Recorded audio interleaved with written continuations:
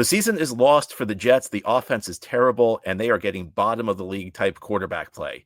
Is it time to do the previously unthinkable and bench Aaron Rodgers? Let's discuss today on Locked On Jets.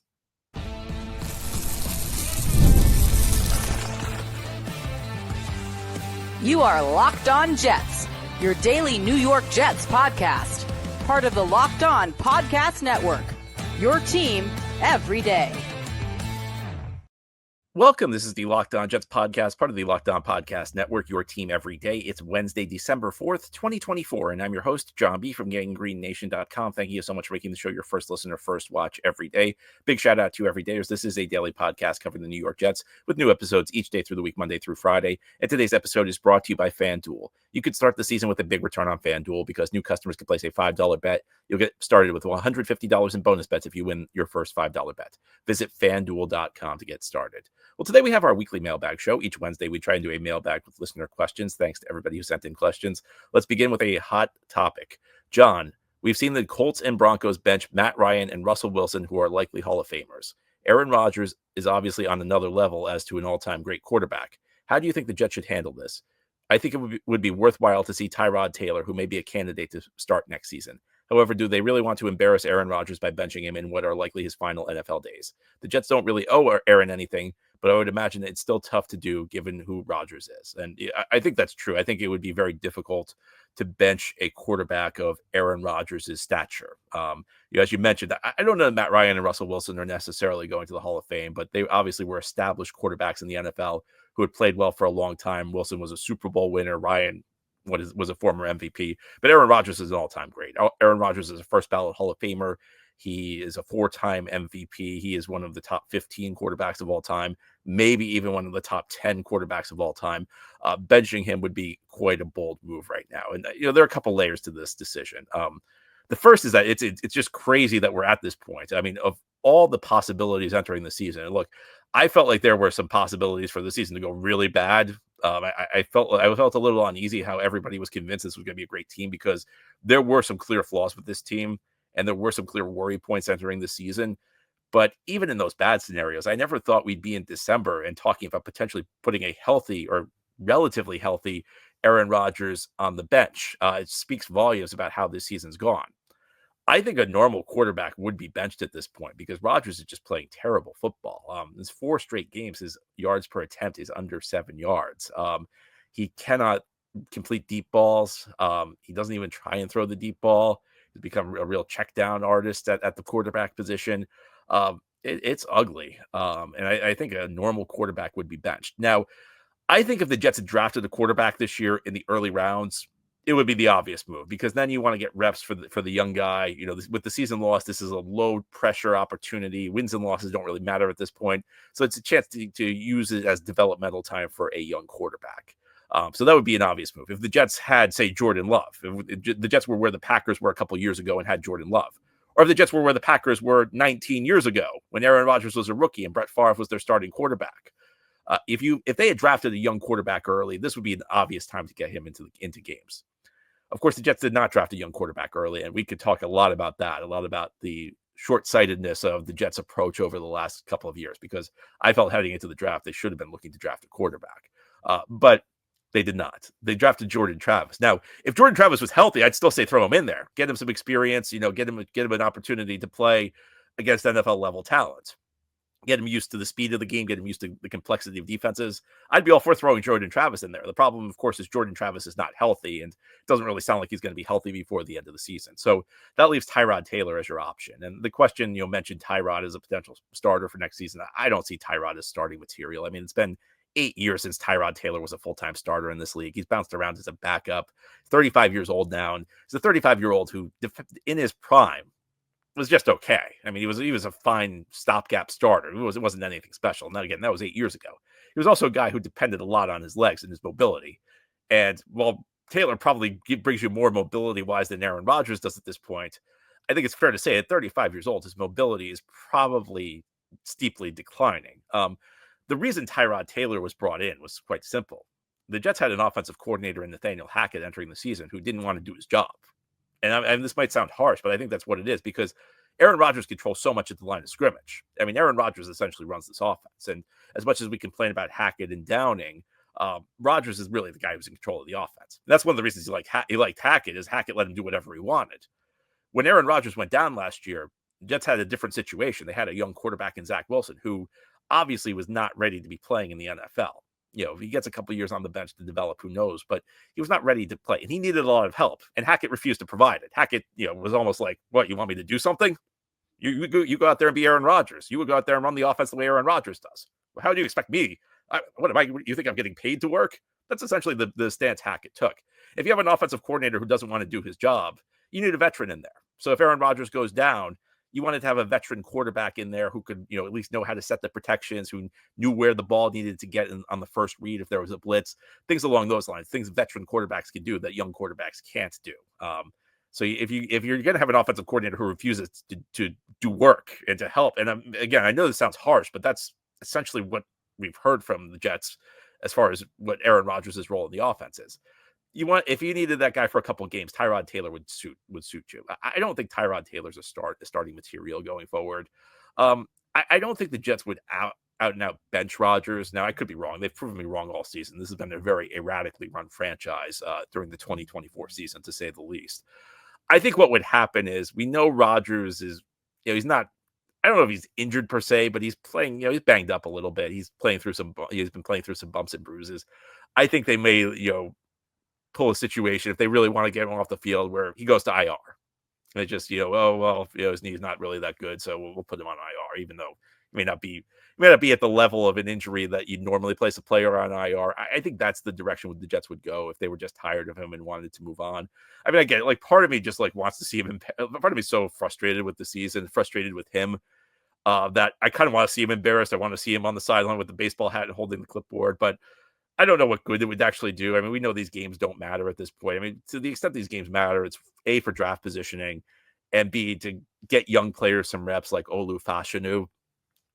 Outside of that, I don't think it makes a difference. If we had a younger quarterback, even a Jordan Travis, it would be different, but we don't right now. Next question. Pick a veteran starting quarterback for next year. Your choices: Aaron Rodgers, Tyrod Taylor, Sam Darnold, Jameis Winston, or Justin Fields. Does your answer change whether or not we draft a quarterback in the first round? Okay, well, Rodgers is out. I don't think I need to explain that.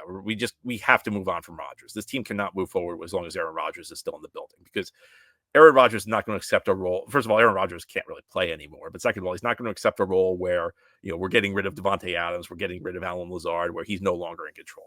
I don't see that happening. Tyrod Taylor just talked about him. He's a backup.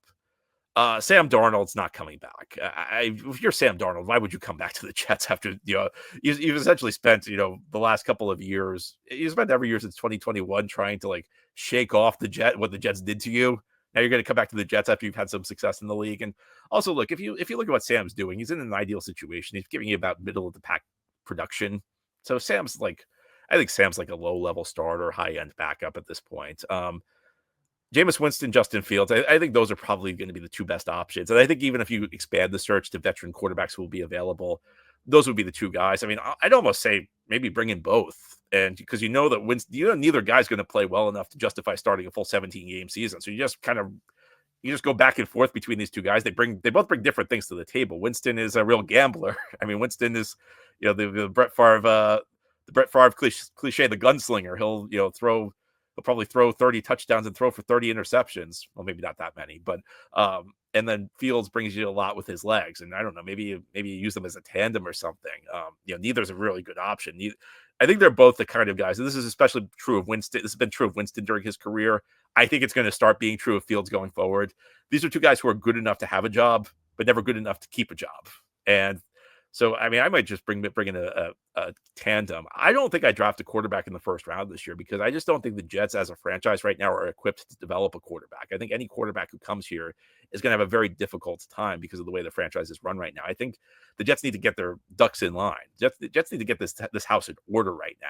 Just need to build up a good team. They need to show a coaching staff that brings competency, a coaching staff that brings stability, And then maybe in a couple of years, you draft a quarterback. But I think the Jets need to work on building the franchise up, because they draft a quarterback. We're going to go back to the same thing where they're going to throw this kid into an impossible situation while he's still trying to learn. They're going to treat him as the savior. And that's just not conducive to anybody having success. Now, here on the Locked On Jets podcast, we'll talk about something good for the team. There's actually a silver lining I see with this football team right now.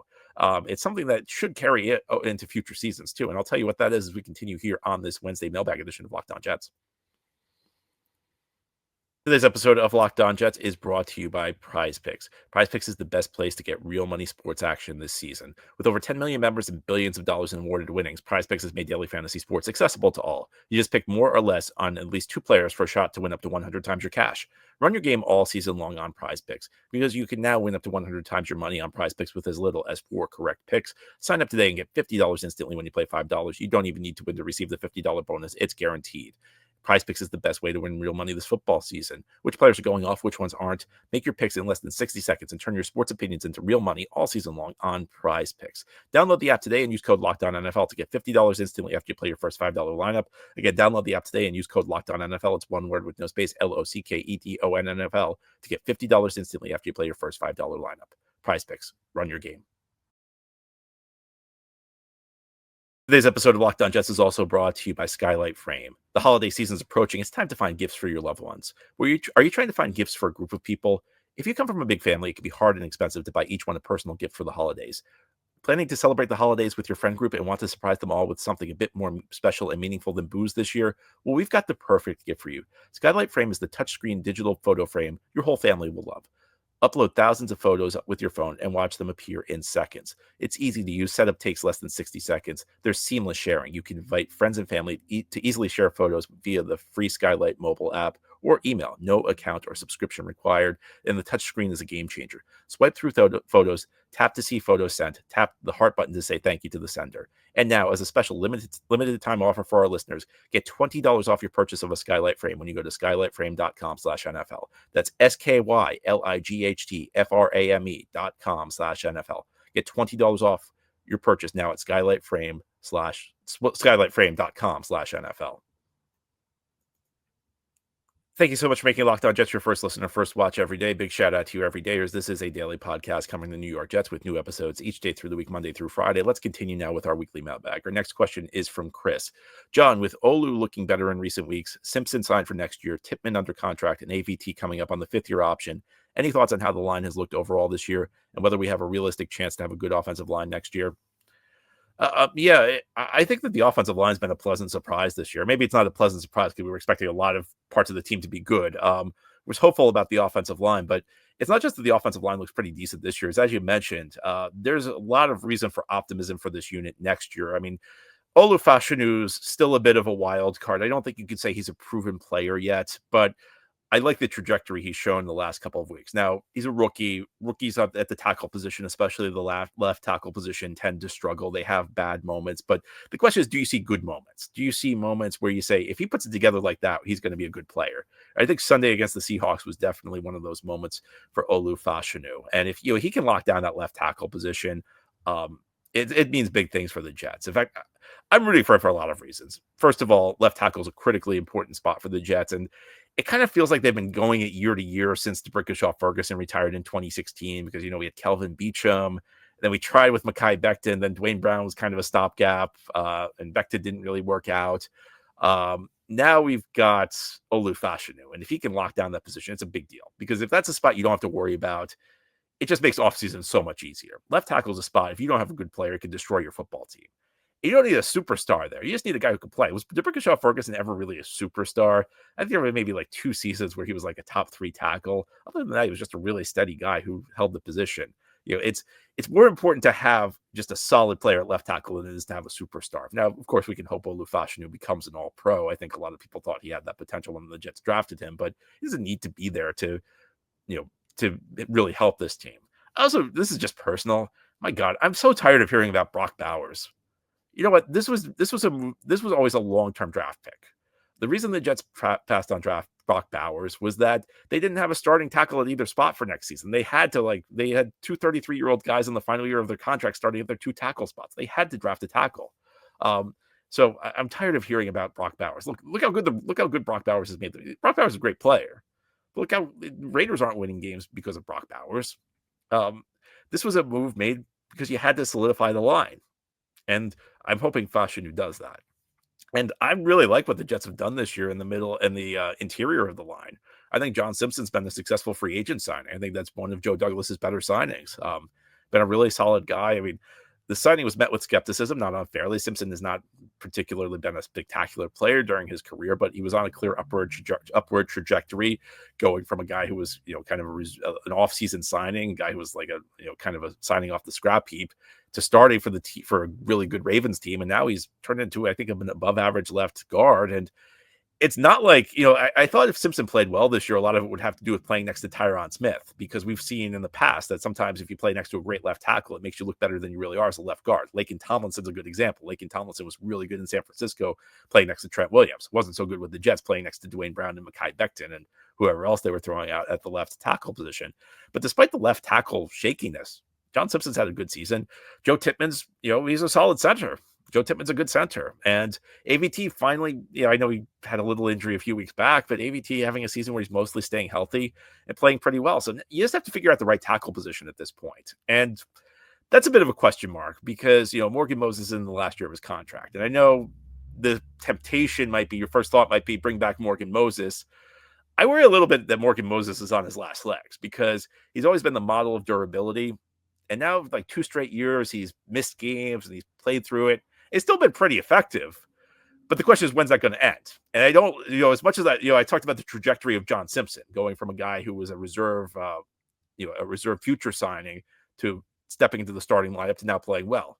Moses is kind of like on the opposite trajectory. He was a guy who was really durable and a good player, and now he's not quite as durable and not quite as good, but still good enough to get by. And next year, I'm not sure he's going to be that good. But I would say that if Olu Fashanu plays the way we hope he does, you're going to enter the offseason really only needing a right tackle. And that's not, it's not the easiest position to find, but it's not the hardest situation to be in. So ironically, after, all these years, since 2019 failing to build an offensive line, maybe Joe Douglas's parting gift for the Jets was he finally figured out how to do it, because I do think this line's been pretty solid this season. Next question from Taylor. John, Robert Saleh's firing was clearly a disastrous decision that this team never recovered from. Was it an idiotic move that alienated the next batch of head coaching candidates from wanting to come here? Was it a blessing in disguise because the Saleh coach team likely would have squeezed out a few more wins and thus convinced Whitty that we were somehow close? What do you think of the long-term implications now that some months have passed?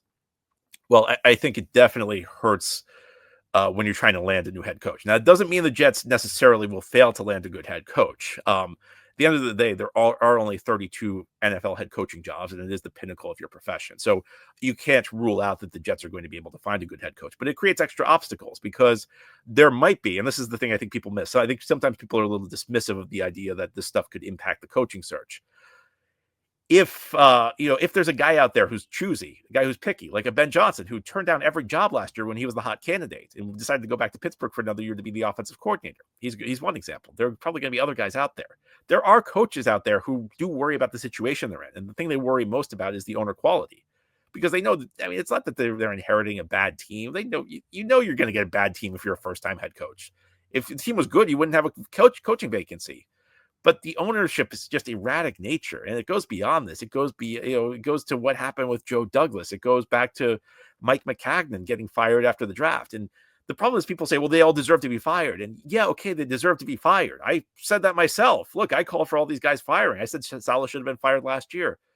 But the way it was done was just in such a slapdash, erratic way that it makes you wonder. I think it's going to make some of these candidates wonder about, is this the guy I want to work for? And by the way, you got an owner who might be out of here. An owner may fire you and then just kind of jet off to some ambassadorship. And this is part of the problem with the Jets, where Woody comes in and breaks it and then just disappears. And he's probably going to do it again. And that's not something that's going to be attractive, because you're going to be hired by Woody Johnson, and then your boss is not going to be Woody Johnson, which I don't know, maybe your boss not being Woody Johnson is an attractive thing, but the guy who hired you is going to disappear. I think that the way I put it is this. If there's no guarantee, the Jets can still make a good hire. There are still advantages because this is an NFL team with a head coaching opening. But if you were trying to make this job as unattractive as possible, if you were trying to scare people away, you would do everything the Jets have done over the last couple of months. I understand the argument, is it a blessing in disguise because the Jets could have won a few more games and convinced them to follow this Rodgers thing for another year? I understand that argument. The thing is, like, I've been hearing about blessings in disguise for the Jets for a really long time, and none of them's ever turned out good. I've always heard of losing this year allowed us to fire this guy and bring this guy in. Hiring Adam Gase allowed us to bring Joe Douglas in. So hiring Adam Gase is a win in the end. Well, that obviously didn't work out. Every single time I've heard something's a blessing in disguise for the Jets over the last decade, it's failed. So I understand the argument. I'm just done with the blessings in disguise for the Jets. I think it was a move that, first of all, I think firing Saleh, first of all, had the tangible impact of hurting the defense because Ulbrich is stretched too thin. Saleh, who's a good defensive mind, is gone. You didn't fix the offense at all. All you did was, at the end of the day, was hurt the defense. And I think it just created another layer of evidence that this franchise is dysfunctional. And it's the type of thing that, maybe you still get a good coach, but it's the type of thing that could easily scare somebody away. Now, here on the Locked On Jets podcast, we'll turn our attention to the salary cap. If we're going to be honest, it's not in good shape for the Jets. We talked a bit about the salary cap yesterday. Let's dive deeper into the state of the cap for the Jets, though, as we continue here on this Wednesday mailbag edition of Locked On Jets. Episode of Locked On Jets is brought to you by FanDuel. Get ready to tackle the NFL action with FanDuel, America's #1 sportsbook, because right now new customers can bet $5 and get $150 in bonus bets if you win. The FanDuel Sportsbook app gives you everything you need to place live bets in the NFL all in one place. So when you get a hunch in the middle of a game, you can check out the latest stats, view live play-by-play, and so much more on the same page where you place your bets. Just visit FanDuel.com to join today. We get started with $150 in bonus bets if you win your first $5 bet. Checking out the Jets this week. They are heading to Miami. It is a road game. The Dolphins are 6.5-point favorites at home against the Jets. And I mean, if you're a Jets fan, do you have any faith the Jets are going to cover that line? Well, if you do, FanDuel is the place to get in on the action because, again, you get started with $150 in bonus bets if you win your first $5 bet at FanDuel.com. That's FanDuel.com. Never waste a hunch and make every moment more with FanDuel, an official sportsbook partner of the National Football League. The Locked On Jets podcast on this Wednesday, we're doing our weekly mailbag show. Let's continue. Our next question is on the Jets salary cap situation. John, often a new GM has to deal with a salary cap mess that was left with his predecessor, which limits how aggressive he can be in his first free agency. Thinking about the Jets cap situation going into free agency, is the GM incoming going to be as handcuffed as other GMs have been? Are there any immediate moves that you expect the new GM to make that will create breathing room on the ledger? Well, this is a tough situation. The good news is that in the NFL, it really only takes a year or two to untangle your cap. And I think the Jets could get it back in working order in 1 year. It's going to be tough this year, though. I think the new GM is going to be pretty limited because we talked about this on yesterday's show, and I mentioned this as one of the top jobs any GM has to have. The Jets enter the offseason with only $32.8 million of cap space projected according to Over the Cap. Now, that could be off because we don't know exactly what the NFL salary cap will be in 2025, but Over the Cap's projecting the Jets to have about $32.8 million, which is not a lot when you consider they're going to need a quarterback. They're going to need probably 2 wide receivers. They're going to need a right tackle. They're going to need a defensive tackle. They're going to need a defensive end. They're probably going to need an outside corner. They're going to need maybe 1 to 2 safeties. That money doesn't go very far. And it doesn't include, the money required to sign your draft class. It doesn't include the money that's required to sign a practice squad because the practice squad counts against the salary cap. It also doesn't include money that you'll need in season because guys are going to get injured. You're going to need to sign players to replace them. You need salary cap space for that. So you need like a little reserve when you start the season. It also doesn't include the dead money that's coming from Aaron Rodgers because the Jets could end up with $49 million in dead money for Rodgers. There are only 2 players the Jets can sign that open up more than $3 million of cap space. Devontae Adams, you cut him, you save $30 million. Alan Lazard, you cut him, you save $6.6 million. So there really aren't many options for this team. Now, some people are going to ask, what if you make a player a post-June 1 cut? So if you do that, if you cut a player after June 1st, and you can actually designate a player a post-June 1 cut and cut him before June 1st, you can actually spread the players' cap hits over multiple seasons. So a guy you cut this year still counts against your cap next year. But I don't know why you'd get into that because the Jets in 2025 are heading for a lean season anyway. It's not like the team's got very good odds of winning. So I think you just take the hits up front. And there's probably not going to be enough money to fill all of your holes. But I view it as kind of like, some people view it as tanking. I view it as more of a strategic retreat where, you just kind of say, we're going to have these big holes in 2025. It just makes sense. Use this as a year to reset our salary cap. And then 2026, we'll have plenty of cap space. I think 2025, to the extent the Jets make moves, to the extent the Jets make big money moves, it should be to re-sign the guys entering their prime, entering the last year of their contracts. So I think, the draft class of 2022, although some of them will have 50-year options, won't technically be entering the last year of their contracts, but guys like that, or a Jamie Sherwood, or an Elijah Vera Tucker. Those are the guys who, I think the Jets should be focused on their big money moves this offseason, because they're not going to be able to fill all their holes in free agency. There's just too many holes, not enough cap space. And they don't really have any mechanism to create cap space.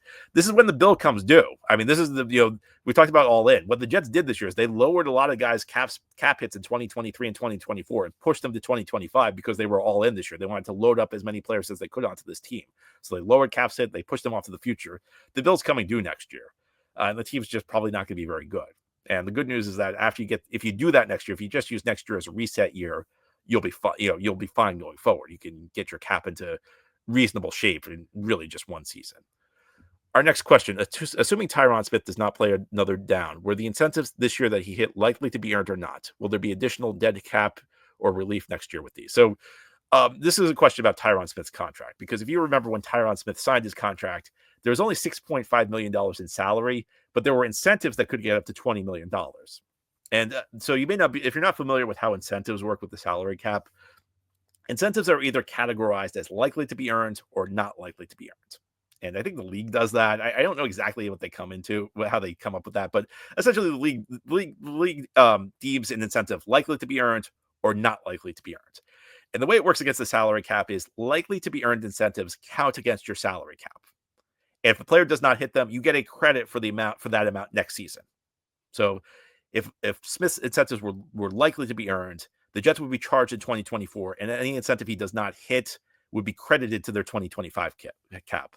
And not likely to be earned incentives work the opposite way. They do not count against your cap in 2024, but if the player hits them, you get charged for them on your cap in 2025. So I did a little research. I looked at overthecap.com, which is like the number one salary cap resource for NFL fans and NFL media. And they had Tyron Smith as only counting $6.5 million against the cap. So that's split over 2 seasons. The Jets used some accounting tricks. So, but they only have Smith accounting for $6.5 million against the cap over the next 2 seasons. And he's only under contract this year. Again, the Jets made one of those moves I was telling you about where they pushed some of his 2024 cap hit into 2025. So the bottom line is over the cap only accounts for his base salary, which means that his incentives were probably not likely to be earned if over the cap is correct, because if they were likely to be earned, they would already appear on the Jets cap ledger. And over the cap essentially says none of those incentives appear on the Jets cap ledger. So that means the Jets will be charged for any incentive he hit next season. Any incentive Tyron Smith hit in 2024 that got him paid will count against their 2025 salary cap. At some level, this is kind of academic because unused cap space does roll over, but it does look like the Jets will be charged, and most of his incentives were playing time based. So all the playing time Tyron Smith accumulated this year, and we have to remember, Tyron Smith's a guy who's been really banged up through the course of his career, especially lately. So the Jets essentially made his incentives all playing time based because they assumed he was going to miss time. All the incentives he did accumulate, and he accumulated quite a few, will be charged to their cap in 2025 if over the cap is correct. Anyway, that's all for today's episode. This has been the Locked On Jets podcast, part of the Locked On Podcast Network. Your team every day is our motto. As always, if you enjoy the show, hit the subscribe button where you're watching or listening so that you'll never miss an episode. If you enjoy the show and are listening on a podcast for us, please give it a 5-star review. And if you're watching on YouTube and enjoy the show, give this episode a big thumbs up. It helps us out. It helps other Jets fans find the podcast. Enjoy your Wednesday, everybody. We'll be back tomorrow to talk more Jets.